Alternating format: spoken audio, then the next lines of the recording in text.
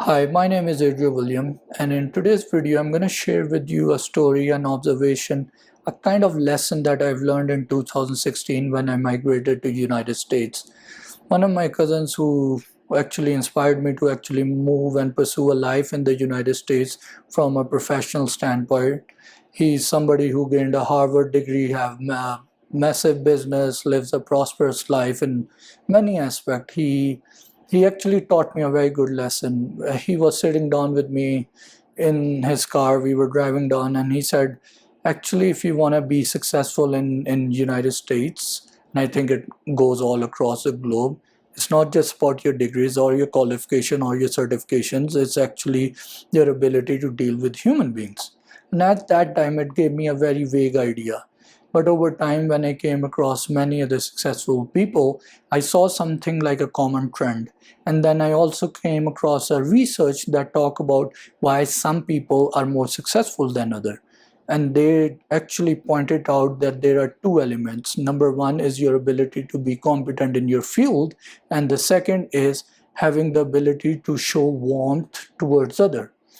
And I think these are the two abilities upon which other people actually judge you. If you're a dentist, if you're a doctor, if you're a lawyer, people will judge you on the basis of two things: how competent you are in your work, and secondly, your ability of how you treat other people.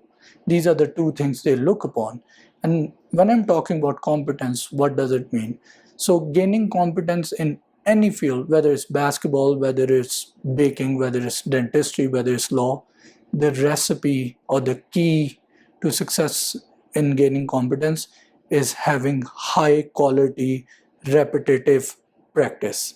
So if you practice over and over again with a high quality focus, and you're doing it actively. So for example, I might be lifting something in the gym and thinking about something going in my house.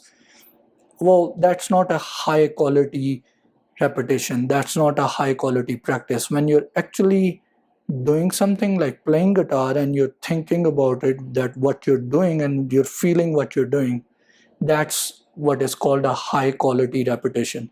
So if you continue to do that in any given field, you can achieve competence. And there's several research that actually says that if you spend 10,000 hours in any given field, you can actually master it. Obviously, the quality of your repetition always matter.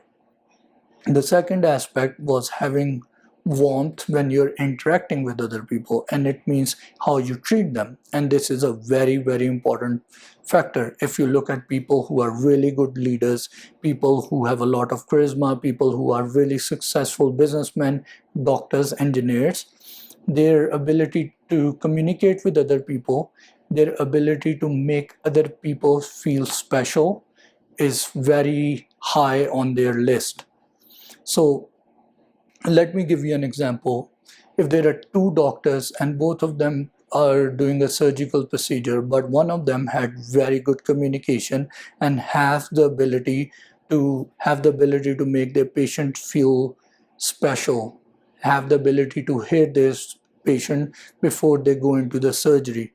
And even though both the doctor and the second doctor hasn't been so much good in their communication, he's just trying to get things done really fast, and both of them actually did a complication during the surgery or during the procedure, the chances of second one being sued is much more higher.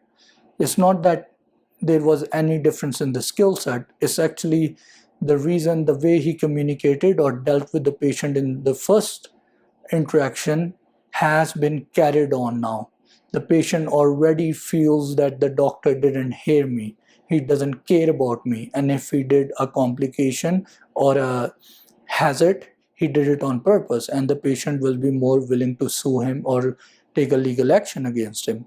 And this is something that goes across even other professions as well. So our ability to deal with other human beings is very, very important, even when it comes to dealing with our staff, our colleagues, or even our juniors as well.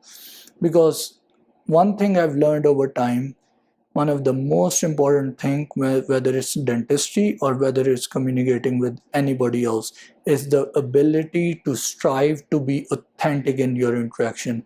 If you're somebody who's actually authentic in whatever they are saying, people will eventually learn to trust you, or they will actually start to build trust with you. And I think that's very important, because we tend to help individuals who are trustworthy. We support them.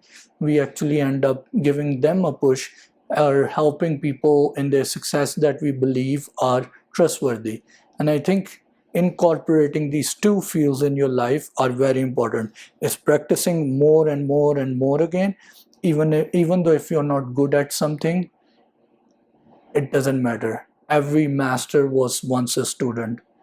A fool is a prerequisite to a hero. So even if you're doing bad, keep doing at it. And if people tell you you're not good enough, you're making fault, you need to be strong enough and just continue to do what you want to do, and you let destiny decide. And on the other hand, whenever you're dealing with human beings, always strive for your best, that you try to be as authentic as possible in your life. I know we aren't saints. We are being human beings. There's a lot of capacity to do evil, lie, cheat, or look for our own benefit.